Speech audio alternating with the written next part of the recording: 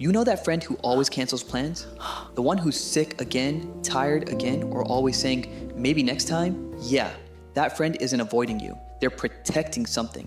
If you're someone who genuinely gets more excited about a Friday night in pajamas than a Friday night out in the city, welcome. You're about to feel very seen. Today, we're breaking down the psychology of people who love staying at home.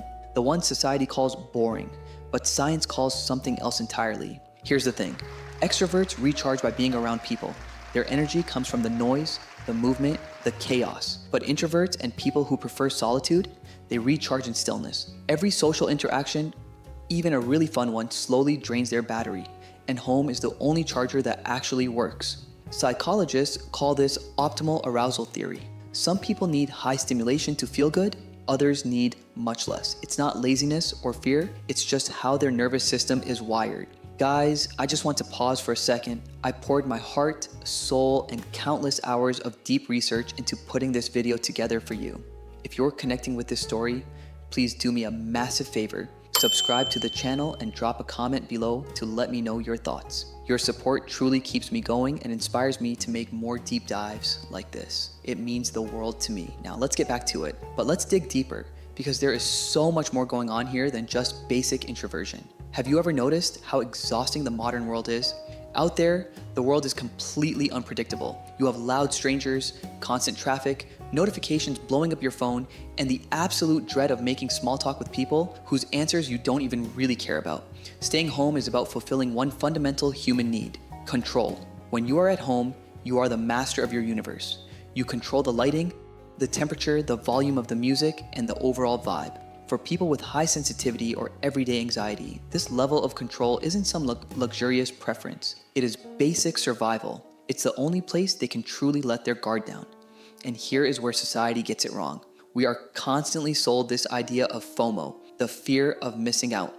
Social media bombards us with influencers living their best lives at loud concerts, packed restaurants, and endless parties. Society romanticizes being out there. But for the homebody, FOMO is replaced by JOMO, the joy of missing out. What if your best life isn't a packed club, but a fresh pair of sweatpants, a warm cup of coffee, a fascinating documentary, and absolutely zero obligations to anyone else?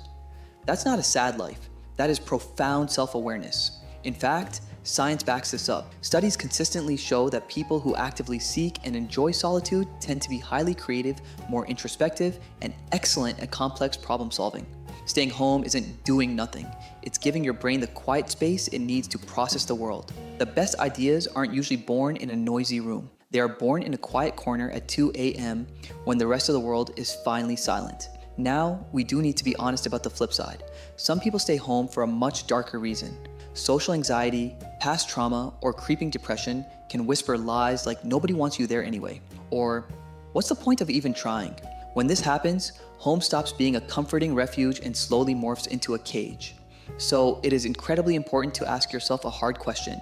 Are you staying home because it fills you up with peace, or are you staying home because the thought of leaving feels too heavy? One is a healthy choice, the other is a habit of hiding. But for those who genuinely, deeply love their quiet space, you are not missing out on life. You are just experiencing it differently. You find magic in the small, quiet rituals that most people rush right past.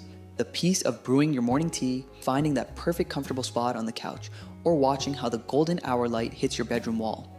Psychologists call this a low stimulation preference.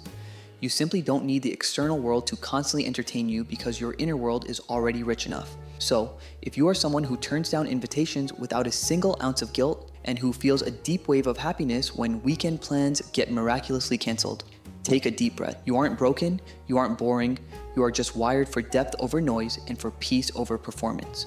Tell me in the comments, are you proudly team stay at home, or do you still feel the pressure to go out? See you in the next video.